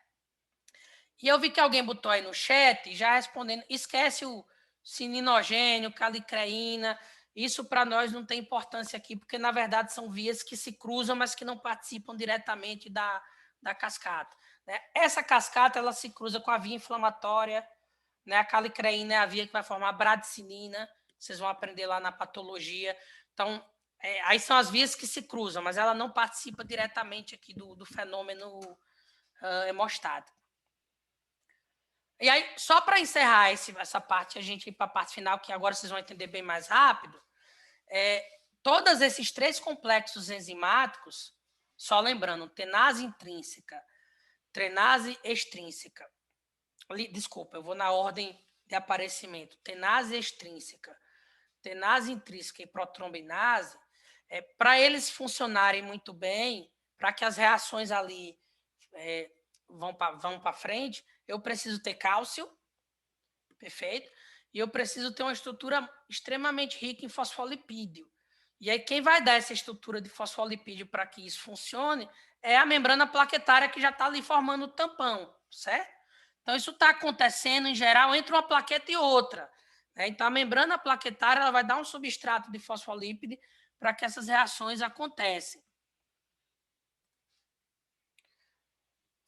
Já respondo a outra pergunta do chat. Aqui um bem mais simplório, tá? Você vê que é bem mais face crash aqui, ó. Mas para vocês verem quais são os fatores específicos, ó, o 12 ativado, ativo 11, que ativo 9, aí o 8 apareceu aqui no slide do gato. Aqui o fator tecidual, ó, tem um TF. Então, esse está um esquema bem mais sucinto. E aqui tem outro mais confuso. Né? Que ele já coloca um pouco a parte do sistema fibrinolítico que vocês aqui não precisam guardar. Mas eu queria apresentar para vocês, na verdade, o que a gente trabalha hoje, que é o modelo celular da cascata da coagulação. Tá? E o modelo celular, ele trabalha em vez de trabalhar em vias, ele trabalha em 3 etapas. Né? E a gente tem uma etapa que é chamada de fase de iniciação. Depois vai vir melhor para vocês. Depois a gente tem uma etapa que é chamada de fase de amplificação. E depois a gente tem uma etapa que é a fase de propagação. E aqui vocês vão responder as primeiras dúvidas que vocês estão tendo. Tá? Eu vou mostrar nesses desenhos. E por que chama modelo celular? Porque o fator tecidual é expresso na célula. Né? E as células normalmente vão expressar fator tecidual quando tem um trauma. Mas existe uma outra situação que fazem com que as células circulantes, principalmente os monócitos circulantes, expressem uma grande quantidade de fator tecidual, que é o processo inflamatório agudo. Né? Então, na vigência de processo inflamatório agudo, eu vou ter ativação da hemostasia por expressão do fator tecidual nas membranas celulares inflamadas, independente de eu ter lesão ou não. Certo? Covid é um exemplo, está aí no dia a dia da gente. Né? Que a hiperinflamação, quando o paciente com Covid chega na etapa, né, e faz a famosa fase inflamatória, se aquilo for em excesso, você pode ter uma hiperativação da cascata da coagulação sem trauma, e é por isso que o trauma não é o único, e aí eu queria chamar, não é a única forma de você iniciar, né? Você, na verdade, para iniciar tem que ter a expressão do fator tecidual, que na maioria das vezes é um trauma, e aí quando essa expressão ela é fora de um controle, né, você vai ter as consequências desastrosas, principalmente dos eventos tromboembólicos, e aí conhecido como coagulação intravascular disseminada. Então, todo mundo preste atenção aqui com laser pointer. Tá? Deixa eu achar aqui para vocês. Pronto. Tá aqui, ó.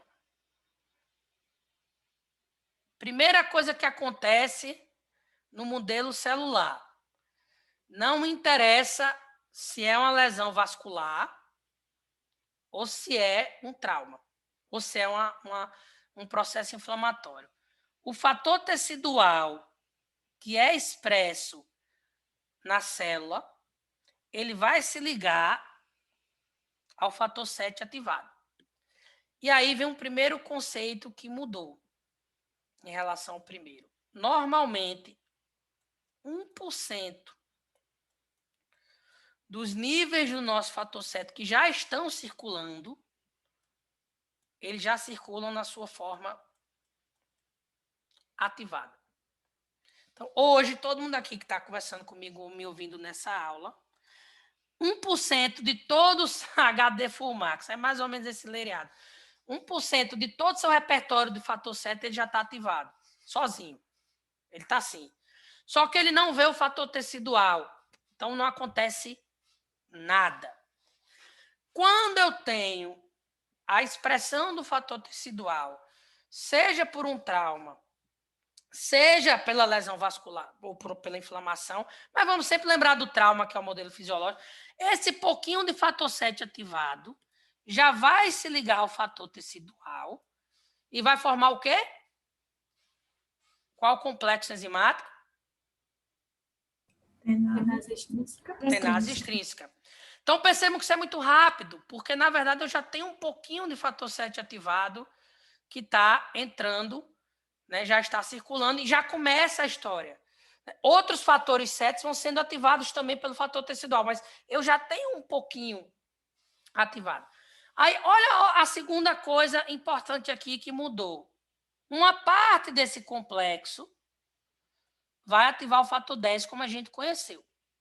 Tá? Mas outra parte desse complexo vai ativar o fator 9. Então, percebam que já existe hoje entende-se que uma parte do fator 9 que é ativada, uma pequena parte do fator 9 que é ativada, ela é ativada pela tenase extrínseca, só que ele fica lá fazendo nada, porque ele não tem o fator 8 ativado. Joinha? Alguma dúvida até aí? Tudo certo. Eu tenho uma dúvida, professor. Mano, No caso, a diferença para o outro modelo é porque aí vai ativar também o 9, é? aqui tem duas diferenças básicas. A primeira é que no outro modelo, exato, essa primeira que você já deixou bem destacado. A segunda é que a gente já tem 1% do fator 7 circulando de sua forma ativada. Até então se achava que para que você te formasse o complexo tenase extrínseca, precisasse ativar fator 7, ou seja, o fator 7 seria todo circulante na sua forma inativa, teria que ativar um fator 7 para depois formar o complexo, para depois ativar o 10. Mas, na verdade, você já tendo um pouquinho de fator 7 ativado, tudo isso funciona bem mais rápido. Perfeito? Professor, Eu. apesar de ser diferente, né? Porque o outro era de intrínseca e extrínseca, essa tenase, ela ainda recebe o nome de tenase extrínseca? Do mesmo jeito, porque vem beleza. do fator intrínseco. Isso não mudou. Aí, o que é que a tenase extrínseca faz? Todo mundo me acompanha aqui. Ativa que fator? 10. 10. Perfeito? O fator 10, sozinho, ele consegue formar trombina? Não. Consegue. Pouco, Forma né? Em muita? pouca quantidade. Forma muita? Não. Forma em pouca quantidade, perfeito? Tá aqui ela, ó. Aí é o que grande muda muito. Todo mundo presta bem atenção. Antes de tudo, a Andressa que levantou a mão. Pode perguntar, Andressa. Ou não sei se você já perguntou. Não, professor, eu fiquei em dúvida agora. Eu não estou lembrando se o senhor falou qual era no outro modelo, o que que ativa esse fator 7. Não, no outro modelo eu disse que ele se ativava apenas ao se ligar ao fator tecidual. A gente assumiu que Tá não certo. existia fator 7 ativado na circulante. Entendi. Obrigada, professor. Obrigado. Aí, gente, é que vem a grande sacada, talvez a grande diferença do modelo celular, tá? E talvez vocês enxerguem melhor nesse outro esquema aqui, mas eu vou circular. O fator 10 sozinho, ele forma um pouquinho de... Não, que esse amarelo o cabo não vai enxergar nada. Ele forma um pouquinho de trombina. Conforme eu disse para vocês, a trombina, ele forma pouca trombina. Ele forma uma trombina que é incapaz de formar fibrina. Mas esse pouquinho de trombina que se forma é importante, por quê? Porque essa trombina vai voltar e ativar todo mundo. Ela mesma, sozinha, vai ativar o resto da galera. E aí, na fase da amplificação, essa trombina, pouquinha que foi formada aqui na iniciação, ela volta para trás. Eu estou dizendo voltando para trás, se você desenhar ali, né? Ativa o 5. Ativa o 8. Ativa o 11, que por sua vez vai ativar mais 9, que já está ativado aqui, esperando o 8 ativado. Então, quando essa trombina volta e retroalimenta o sistema, aí ela permite que haja a formação de quitenase. Cadê ela aqui? Intrínseca. Até falei besteira. Tenase. Qual tenase? Intrínseca. Intrínseca. Porque esse pouquinho de trombina que é formado é quem vai ativar o fator 5, o fator 8. Inclusive, ativa um pouquinho do fator 11. Ativa o fator 11 também. Esse fator 8, quando estiver ativado, já vai encontrar um pouquinho do fator 9, que já estava ativado ali, só de bobeira, e forma a tenase intrínseca, que tem uma capacidade muito maior de ativar fator 10 do que a tenase extrínseca. Só que agora a tenase intrínseca vai ativar o fator 10, e esse fator 10 que vai ser formado vai encontrar o fator 5 ativado, que foi ativado por quem? Por quem? Trombina. Trombina. Aí eu amplifico e propago o processo. Aí eu vou ter a própria trombina é a responsável por amplificar em muito a geração de si mesma. E aí sim, quando eu tenho o complexo protrombinase funcionando, aí eu vou formar trombina na quantidade para se lascar e se lascar, e aí eu vou conseguir formar fibrina e ativar o fator 13. E aí sim, terminar a via. Então, perceba que para começar, eu preciso, e começar de uma forma rápida, eu preciso da via extrínseca. Mas para realmente terminar, eu preciso ter a protrombinase. E a protrombinase ela só vai aparecer depois que esse pouco de trombina apareceu, ativou o 8, ativou o 5, ativa até o 11, perfeito? E aí aumenta em quase 100 vezes a quantidade de trombina, no geral, de capacidade de formação de trombina que o indivíduo vai ter, de geração de trombina, é o termo mais chique utilizado no livro, e aí eu vou formar fibrina. Então, na verdade, o modelo celular ele se divide não mais em vias, ele se divide em fase de iniciação, que aí vai ser talvez melhor visto aqui, tá? Tá menos poluído esse slide. O outro era um desenho, como disse 4K, né, HD, full. Então, fase de iniciação. E olha que ele aqui já coloca, onde eu tenho um fator 7 ativado, já existe circulante. Professor, essa imagem é de qual livro? Essa aqui? Essa imagem aqui? Isso. Sabe Cristo na causa. Sei, eu também não tenho ideia. Eu tirei da internet, não sei te dizer de onde eu tirei, então eu posso procurar para você.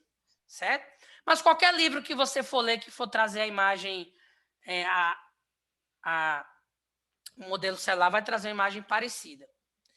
Então, olha a fase da iniciação. Vou até botar um traço aqui, ó. Que eu gosto que essa horizontaliza para a gente. Então, a iniciação, né, o fator 7 ativado, que já está normalmente circulante, ao se encontrar com o fator tecidual, perfeito, ela forma a tenase extrínseca e ela já ativa um pouquinho de fator 10. Ao mesmo tempo, ela também consegue ativar um pouquinho de fator 9, que vai ficar aqui de bobeira, porque não tem o fator 8 para ele. Fica lá o fator 9 de bobeira. Aí, esse fator 10 que foi ativado, ele consegue ativar um pouquinho de trombina, e aí eu começo a fase de amplificação, que eu vou representar aqui em verde escuro. Esse pouquinho de trombina que foi formado, olha o que ela vai fazer, o retetel. Ela ativa o 11, ela ativa o 5 e ela ativa o 8. Então, ela é a propagadora. E, óbvio, com 11 ativado, eu ativo mais 9. Só que aí não é a trombina direta. Deixa eu botar a borrachinha de... aqui.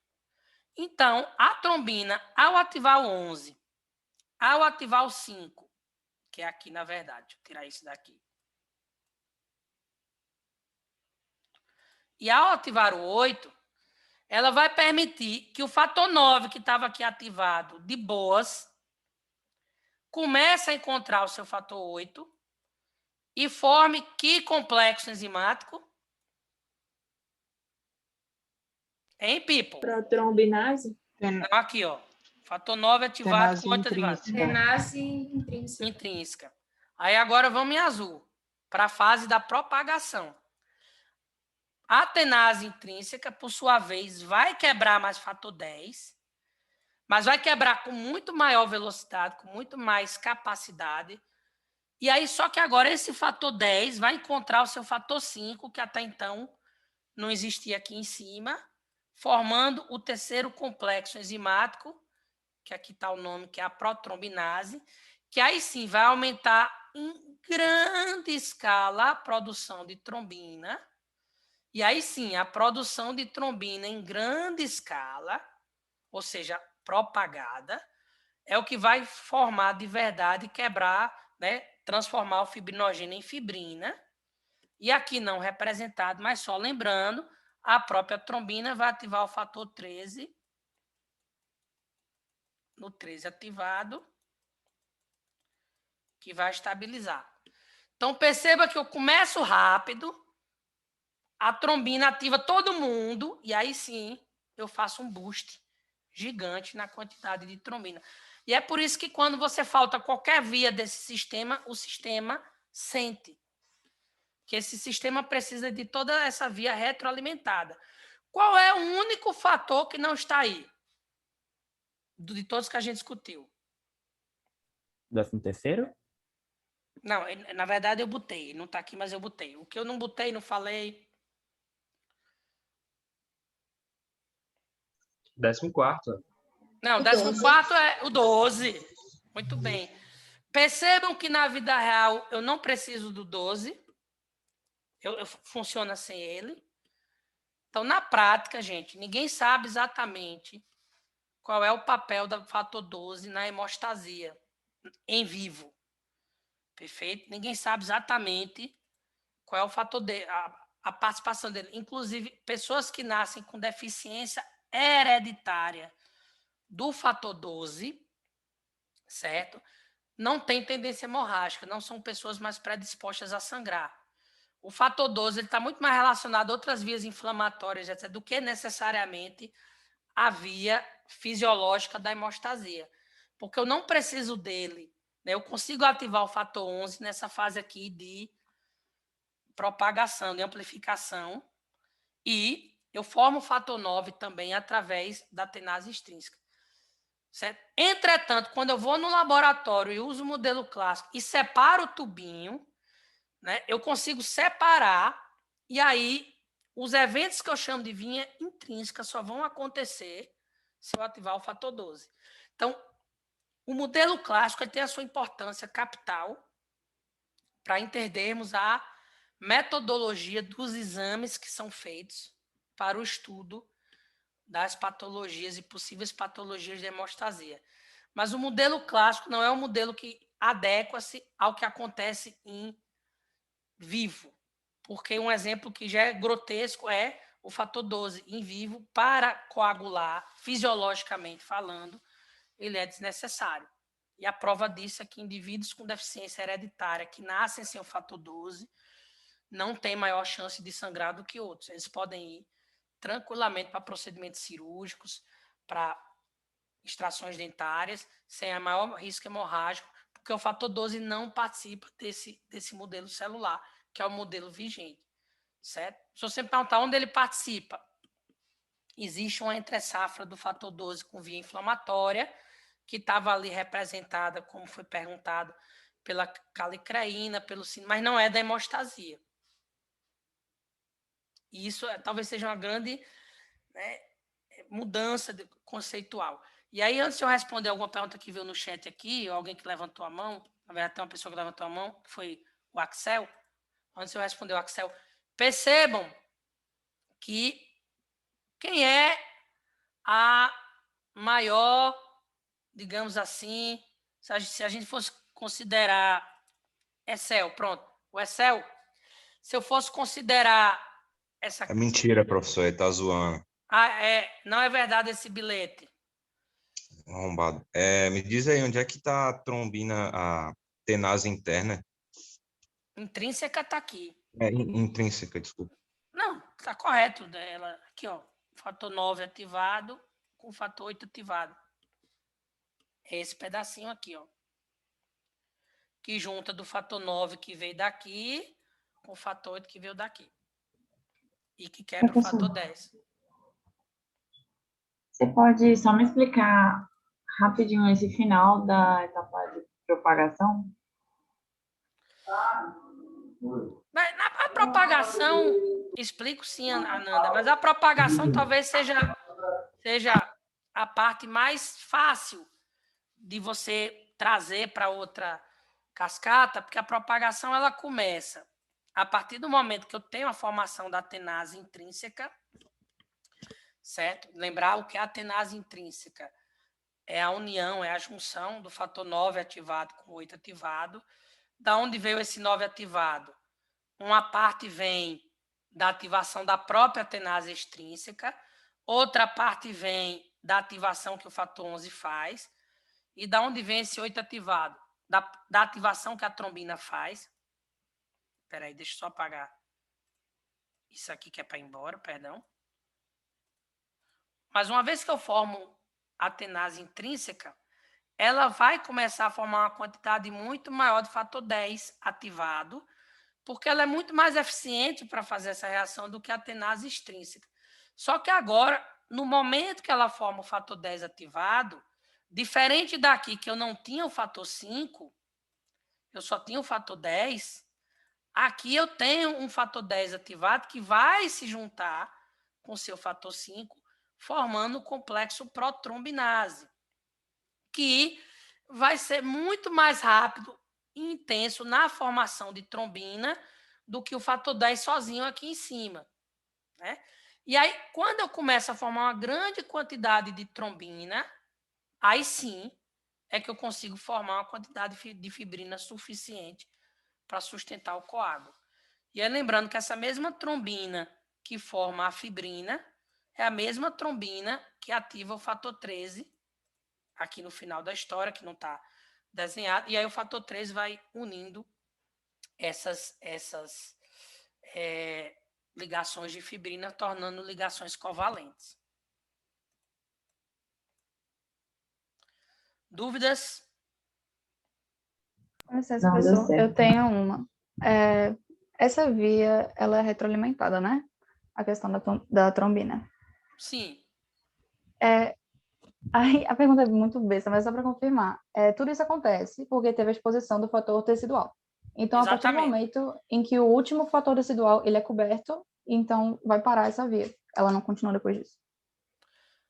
Não é uma pergunta idiota. Uma hora ela tem que acabar.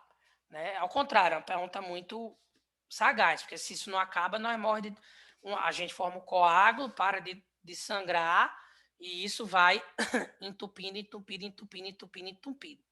É nesse momento, Rafaela, que não está descrito aqui, mas que você pode ler nos livros, não está descrito aqui porque não é o objetivo da aula, que do mesmo jeito que eu tenho os ativadores, eu vou ter em atuação os inibidores. Então, quando, por exemplo, um exemplo bem prático, quando eu estou aqui, isso aqui já não é mais necessário. Aí existe uma molécula específica que vem aqui e desliga isso aqui, certo? É o chamado inibidor da via do fator tecidual. Ela vai atuar aí, vai quebrar esses complexos, e esses complexos não vão ser mais ativos. Quando eu já tiver fibrina demais, que começar a sobrar trombina, porque eu já quebrei trombina, fibrinogênio demais, a própria trombina em excesso, ela vai e ativa outros anticoagulantes naturais que vão quebrar ou inativar esses fatores. Então, tudo isso é muito bem regulado, certo? A retroalimentação ela não pode ser infinita. Existem os limitadores. E, por fim, quando aquele coágulo não mais é necessário, ou seja, a coagulação já deixou de existir, está só o coágulo físico, quando ele não é mais necessário, a gente vai ter a ativação, né, do sistema fibrinolítico, que vai lá e tira aquele corpo, né, estranho. Você imagina um vaso, deixa eu desenhar aqui para você, um vaso assim, aí eu estou com esse coágulo aqui, ó, ele tapando aqui. Quando essa parede vascular ela tiver reconstruída, tiver direitinho, não tiver mais sangramento, esse coágulo não é mais necessário. Ao contrário, ele vai passar a obstruir. Perfeito? Aí vem o sistema fibrinolítico que limpa e tira esse excesso que ficou. Então, tudo isso é muito bem regulado. É que hoje no P2 a gente só está estudando a via para cima, né? Quer dizer, a via para ativar. Mas existem os anticoagulantes naturais, que eles estão aí para regular e evitar que isso saia ou fuja do controle. Quando eu tenho uma inflamação em excesso, por exemplo, a coisa dá errado não só porque eu ativo mais, mas porque eu também perco, né, os mecanismos regulatórios, eles ficam menos eficientes por diversos motivos naturais do processo inflamatório. Um exemplo aí como Covid. Professor, o senhor tinha falado que ia dar esse passo, era hemostase secundária, aí, tipo assim, tinha a parte do efeito da cascata e a outra que era alguma coisa de antitrombose, não sei o quê. Não, eu expliquei que existe uma hemostasia terciária, mas que ela não era objeto do nosso Não, estudo. pois é, mas na própria secundária, o senhor tinha falado que tinha uma coisa que o senhor ia dar. Não que eu ia dar, que ela existe, que são os anticoagulantes naturais, mas aí não faz parte aqui. Anticoagulantes naturais, exatamente. Aí é só saber que tem isso aí, é? Exatamente. Eles não, no texto que você vai pegar para ler, você vai ver alguma coisa sobre isso, mas eles não são necessariamente objetos de estudo aqui do P2. Entendi. E eles fazem o quê? Eles controlam isso aqui, né? Na verdade, eles regulam quando alguma coisa é ativada em excesso, eu estou formando trombo demais, uma coisa está saindo, o fenômeno deixou de ser de algo necessário para tapar uma lesão e passou a estar tapando ou se estendendo para fora daquilo, eles vão lá e limitam e anulam o fenômeno. Então, eles controlam, eles regulam. Mas Paranauê ainda cai na prova, não, né? Depende, você deu uma boa ideia, né? Nem tudo precisa ser o que está na aula, né? A gente pode cobrar coisas além para que vocês estudem. Né? O conhecimento é uma busca, né, é importante, né? A jornada do conhecimento não é só o que o professor fala. Na verdade, o que eu falo na aula é 1% do 1% do 1%, é aquele 1% vagabundo. Né? Vocês têm que ler os 99% anjos. Então, os Paranauê pode cair na prova sim, desde que estejam naquele texto que eu mandei para vocês, que é a bibliografia que eu pedi para vocês estudarem, que é o textozinho de hemostasia. Renata. Professor, eu queria saber se essa cascata toda ela reage até em pequenos traumas, tipo da aterosclerose, uma lesão endotelial, ou tipo é um trauma grande que ela começa a ser ativada? Não, até pequenos traumas, mas obviamente a intensidade da ativação vai depender da quantidade de fator tecidual que você tem. Então, em pequenos traumas isso acontece, mas às vezes o tampão plaquetário já resolve. Um exemplo prático. Vou dar um exemplo. Você, homem, né, mulher, tanto faz, cortou se depilando. É um corte pequeno, é um corte superficial, é um corte quase... É uma abrasão, praticamente. Então, é um corte tão discreto que só formar o tampão plaquetário já parou de sangrar. Não quer dizer que não houve uma liberaçãozinha de fator tecidual, mas quer dizer que foi pouca. Então, isso acontece, mas acontece em pequena escala. Se você der uma facada, você vai formar tampão plaquetário de todo gosto, mas eles são insuficientes para parar um sangramento de uma facada. E eu estou falando agora de uma facada, não uma facada com risco de morte que precisa, não é uma facada normal, você se cortou com a faca. Já é um sangramento um pouco mais profundo. Então, não é só o tampão plaquetário que vai resolver, eu preciso ter um coágulo firme ali. Né? E aí, óbvio, à medida que o grau da lesão for mais intenso, né, esses mecanismos vão ser mais necessários e mais intensamente solicitados, e, por sua vez, às vezes, o 14º fator da coagulação também.